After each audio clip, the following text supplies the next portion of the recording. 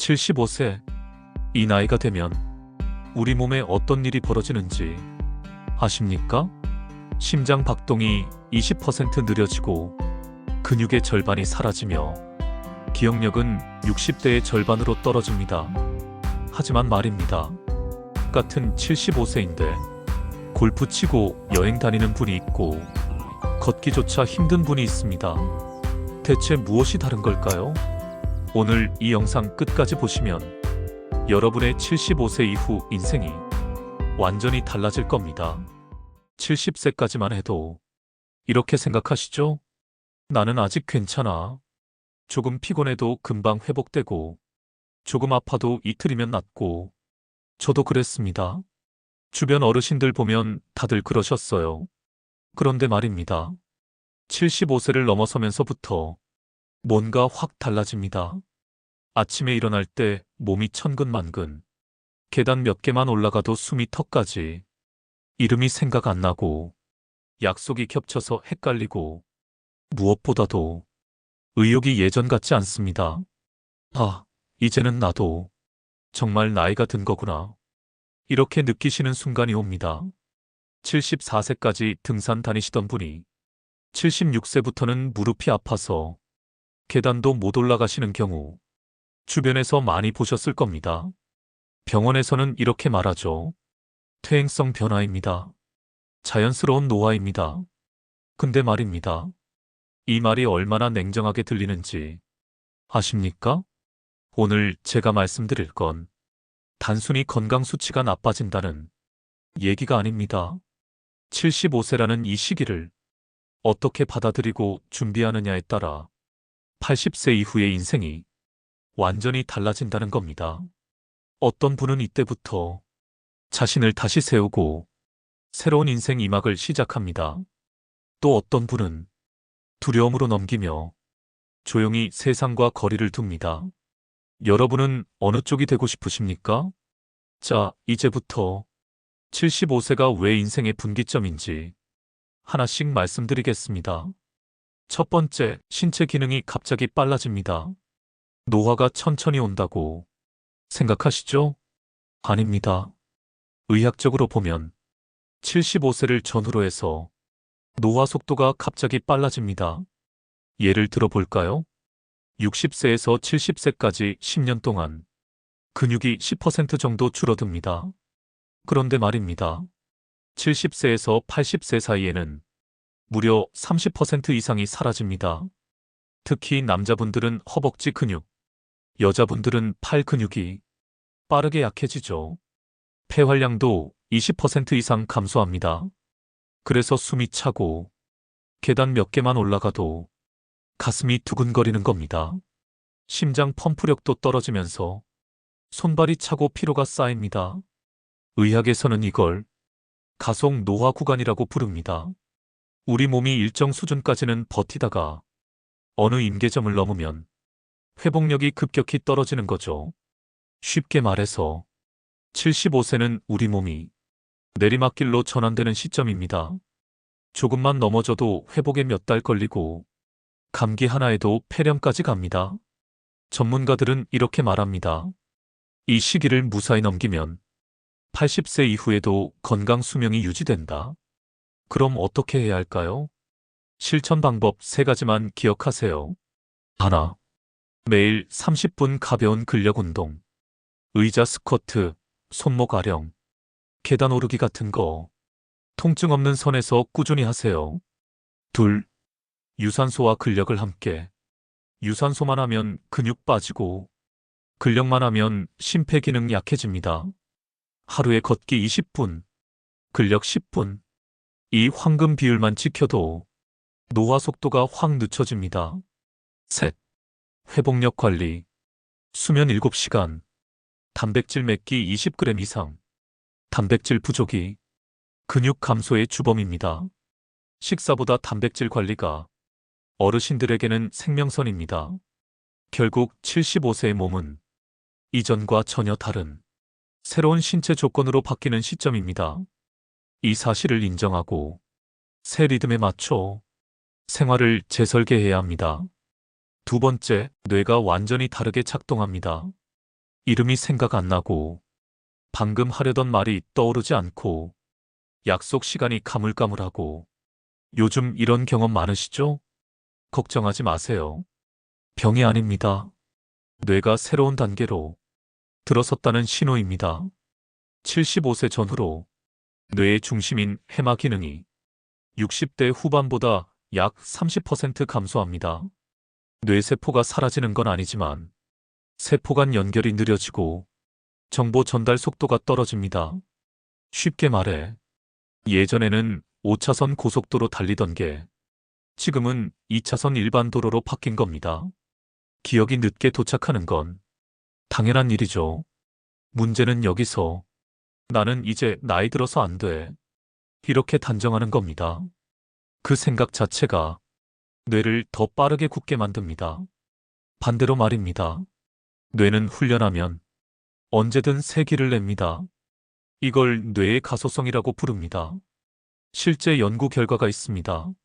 75세 이상 어르신들이 매일 읽기나 글쓰기를 6개월간 꾸준히 했더니 기억력 점수가 평균 15% 이상 향상됐습니다. 기억은 잃는 게 아니라 다시 연결할 수 있는 겁니다. 실천 방법 3가지. 하나, 짧은 회상 대화.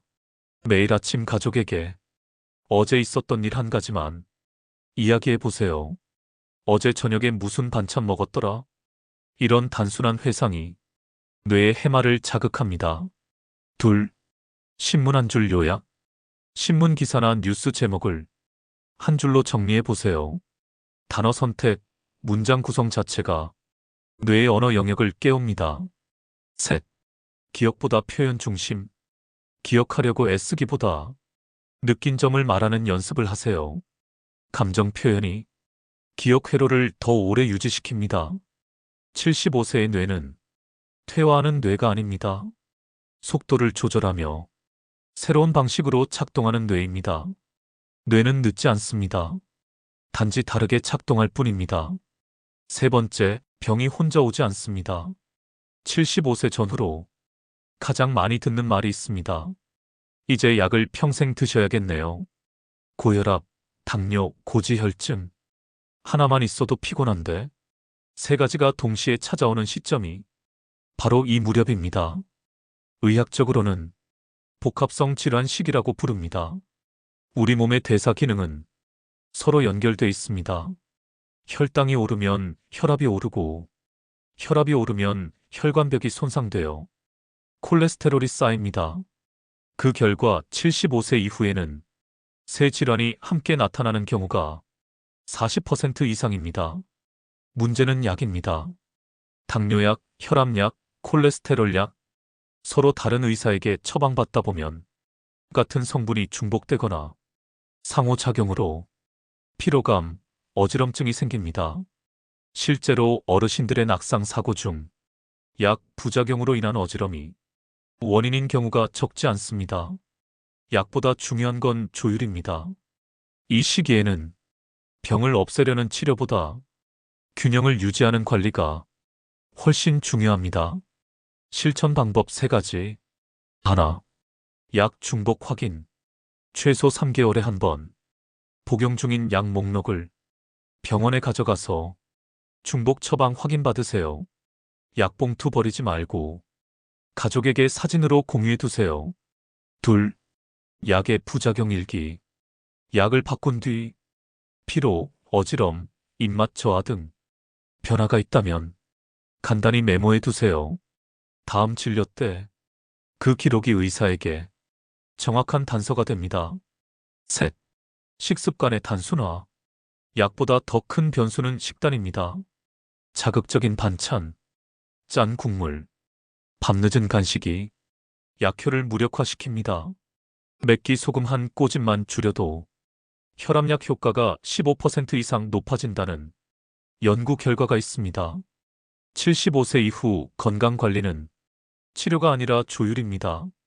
너무 완벽하게 고치려 하지 말고 몸이 편안한 리듬을 찾는 게 가장 현명한 방법입니다.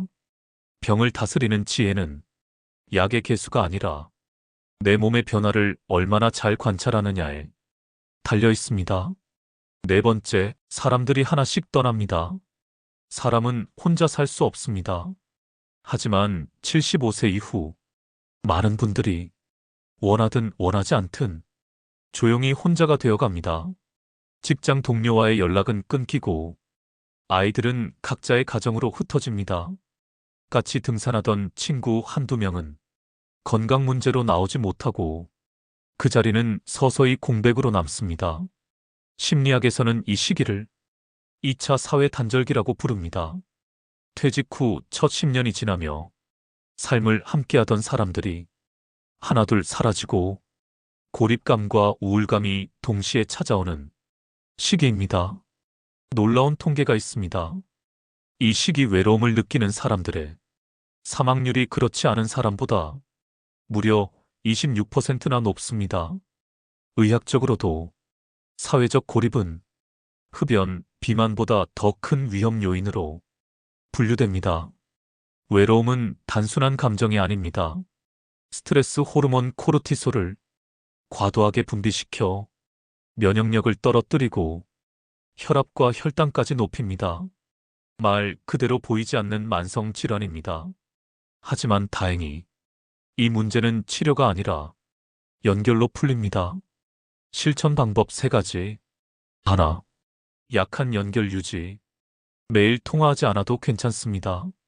일주일에 친구 한 명에게 잘 지내시죠? 한 통의 문자면 충분합니다. 이런 느슨한 관계가 삶을 지탱하는 버팀목이 됩니다. 둘, 함께 식사하는 시간.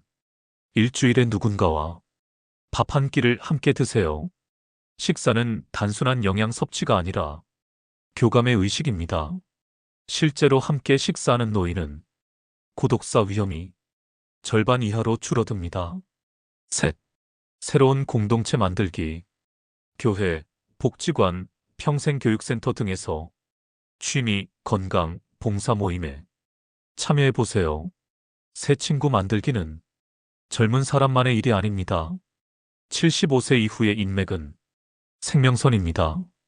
친구를 잃는 것은 슬픈 일이지만 새로운 관계를 포기하는 것은 위험한 일입니다. 관계는 나이를 먹지 않습니다. 마음을 여는 순간 언제든 다시 시작할 수 있습니다. 혼자보다는 함께.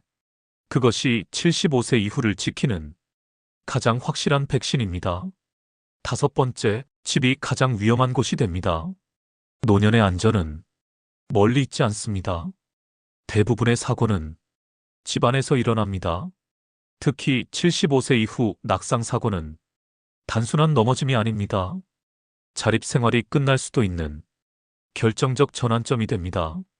통계를 보면 75세 이상 어르신의 낙상 중 60%가 욕실, 침실, 계단에서 발생합니다. 넘어져 골절이 생기면 평균 30% 이상이 다시 걷지 못하게 되고 그 후 1년 내 사망률도 20% 가까이 높아집니다. 의학에서는 이를 낙상 후 증후군이라고 부릅니다. 넘어진 충격보다 다시는 걷기 무섭다는 심리적 위축이 더 큰 문제입니다. 그래서 75세 이후의 집은 더 이상 거주 공간이 아니라 건강장치로 바뀌어야 합니다. 실천 방법 3가지. 하나, 조명은 안심등으로. 어두운 복도, 욕실, 침대 옆에는 자동 센서 조명을 설치하세요. 밝은 조명 하나가 낙상 사고를 막는 가장 확실한 예방책입니다. 둘, 욕실 손잡이와 미끄럼 방지. 욕실과 화장실에는 반드시 세로 손잡이를 설치하세요. 타일 위 매트는 오히려 미끄러우니 고무 패드형 미끄럼 방지 시트로 교체하세요. 셋, 가구 배치 점검. 복도나 방에 걸리적거리는 물건을 두지 마세요. 침대 높이는 무릎보다 약간 낮게, 밤중에도 바로 앉았다 일어날 수 있게 조정하세요. 이런 작은 변화들이 의학적 치료보다 훨씬 더 큰 생명력을 지켜줍니다. 많은 분들이 병원 치료에는 큰 돈을 쓰지만 집 안전에는 거의 신경 쓰지 않으시죠? 하지만 진짜 건강은 병원이 아니라 우리가 매일 살아가는 집안에서 시작됩니다. 오늘도 안전한 집, 편안한 조명, 정돈된 공간이 여러분의 내일을 지켜줄 가장 든든한 보험입니다.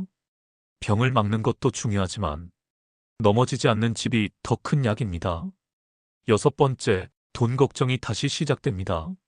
나이가 들수록 걱정이 줄어들 거라 생각했지만 75세 이후의 삶엔 또 다른 고민이 찾아옵니다. 바로 돈의 걱정입니다. 국민연금을 받아도 생활비가 빠듯하고 병원비, 약가, 자식, 결혼 비용까지 겹치면 예상보다 훨씬 빠르게 통장이 비어갑니다. 특히 75세는 소득이 끊긴 지 10년이 넘는 시점입니다. 그동안의 저축이 바닥나기 시작하고 의료비, 간병비, 주거비 같은 고정 지출이 급증하는 시기입니다. 문제는 이 경제적 불안이 몸과 마음 모두에 직접적인 영향을 준다는 점입니다. 스트레스가 쌓이면 수면 장애, 혈압 상승, 면역 저하로 이어지고 결국 병원비가 더 늘어나는 악순환이 시작됩니다. 경제적 안정감은 단순히 돈의 액수가 아니라 예측 가능한 생활에서 옵니다. 얼마가 남았는지보다 이번 달에 얼마가 나갈지 아는 것이 훨씬 더 중요합니다. 실천 방법 3가지.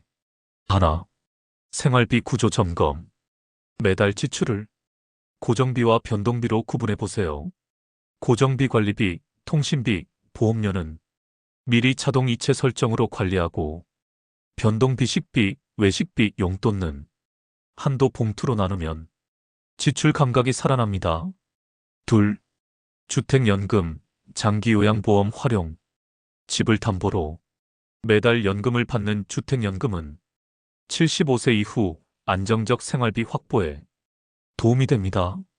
장기요양보험 등급을 미리 신청해 두면 예상치 못한 간병비를 크게 줄일 수 있습니다. 셋, 돈보다 중요한 심리적 여유. 70대 이후의 스트레스는 대부분 돈이 부족해서보다 앞으로 어떻게 될지 몰라서 생깁니다. 적게 써도 괜찮다는 감정적 확신이 건강을 지켜줍니다. 경제적 여유보다 더 큰 자산은 마음의 여유입니다. 돈은 줄어들 수 있지만 안정감은 노력으로 다시 회복할 수 있습니다. 75세 이후 돈을 관리하는 것이 아니라 불안을 관리하는 것이 진짜 노후의 지혜입니다. 7번째, 그리고 가장 중요한 것. 삶의 의미를 잃습니다. 몸이 조금 아파도, 돈이 조금 부족해도 사람은 살아갈 수 있습니다. 하지만 내가 왜 사는가를 잃는 순간, 그때부터 진짜 노화가 시작됩니다. 75세 이후 가장 두려운 것은 질병이 아니라 삶의 목적을 잃는 것입니다. 회사에서는 더 이상 부르지 않고, 가정에서는 역할이 줄고, 사회에서는 조용히 뒷자리에 물러나게 됩니다. 그때 많은 분들이 이렇게 말씀하시죠. 이제 나 같은 사람은 필요 없지. 하지만 그렇지 않습니다. 오히려 지금이야말로 당신의 경험이 누군가에게 가장 큰 빛이 되는 때입니다. 손주에게 옛날 이야기를 들려주는 것, 이웃에게 반찬을 나누는 것, 그 모든 순간이 누군가의 마음을 지탱하고 있습니다. 그건 아무 젊은이도 대신할 수 없는 역할입니다. 심리학 연구에 따르면 나는 아직도 세상에 도움이 된다고 느끼는 어르신은 그렇지 않은 사람보다 평균 7년을 더 건강하게 산다고 합니다. 삶의 의미는 곧 면역력입니다. 실천 방법 3가지. 하나, 나눔의 루틴 만들기. 봉사, 후원, 재능 기부처럼 거창한 게 아니어도 됩니다. 하루에 한 번 누군가에게 따뜻한 말을 건네는 것이 최고의 나눔입니다. 둘, 배움의 끈 이어가기. 평생교육센터, 온라인 강좌, 독서 모임 등 새로운 배움은 뇌와 자존감을 동시에 지켜줍니다. 나이와 상관없이 배움은 현재에 머무는 힘입니다. 셋, 작은 목표 설정. 하루 10분 걷기, 손주에게 편지 쓰기, 식물 가꾸기처럼 작지만 꾸준히 이룰 수 있는 목표가 삶의 리듬을 만들어줍니다. 75세는 역할이 끝나는 나이가 아닙니다. 이제부터는 삶의 의미를 새로 쓰는 나이입니다. 몸은 늙어도 마음이 향하는 방향은 언제든 바꿀 수 있습니다. 존재의 이유를 잃지 않는 사람. 그 사람이 바로 진짜 장수하는 사람입니다. 여기 실제 이야기를 하나 들려드리겠습니다. 76세 김영자 할머니. 75세까지 무릎 아파서 계단도 못 올라가셨습니다. 병원에서는 나이가 있으시니 어쩔 수 없다고 했습니다. 하지만 할머니는 포기하지 않으셨습니다. 매일 의자 스쿼트 10개, 하루 20분 걷기, 단백질 챙겨 먹기. 6개월 후 동네 뒷산을 오르셨습니다. 1년 후 친구들과 설악산 여행을 다녀오셨습니다. 또 다른 분, 77세 박철수 할아버지. 혼자 사시면서 우울증까지 왔습니다. 그런데 복지관에서 스마트폰 교실에 참여하시면서 인생이 바뀌셨습니다. 지금은 손주들과 영상통화도 하시고 유튜브로 건강 정보도 찾아보시고 친구들과 단톡방도 만드셨습니다. 나는 이제 늙었어라고 생각하는 순간 정말 늙는 겁니다. 나는 아직 할 수 있어라고 생각하는 순간 새로운 길이 열립니다. 75세는 끝이 아닙니다. 새로운 시작입니다. 오늘 우리가 함께 본 7가지 고비, 몸의 변화, 기억의 저하, 병의 복합, 관계의 단절, 환경의 위험, 경제의 불안, 그리고 삶의 의미의 흔들림. 이 모든 것은 결국 삶을 다시 조율하라는 신호입니다. 노화는 싸워 이겨야 할 적이 아닙니다. 그저 속도를 조절하며 함께 살아가야 할 리듬입니다. 건강은 숫자가 아니라 삶의 태도입니다. 75세 이후의 인생은 얼마나 오래 사느냐보다 어떻게 의미 있게 사느냐가 더 중요합니다. 그러니 두려워하지 마십시오. 지금이라도 늦지 않았습니다. 몸을 돌보는 일, 관계를 이어가는 일, 그리고 마음의 방향을 바로 세우는 일. 그 모든 것이 바로 인생 이막의 첫걸음입니다. 75세는 인생의 끝이 아닙니다. 인생이 진짜로 시작되는 시간입니다. 이 영상을 부모님께 혹은 75세를 앞둔 소중한 분께 공유해 주세요. 단 한 사람의 인생이라도 바뀔 수 있다면 그것으로 충분합니다. 오늘도 건강하시고 행복하십시오. 감사합니다.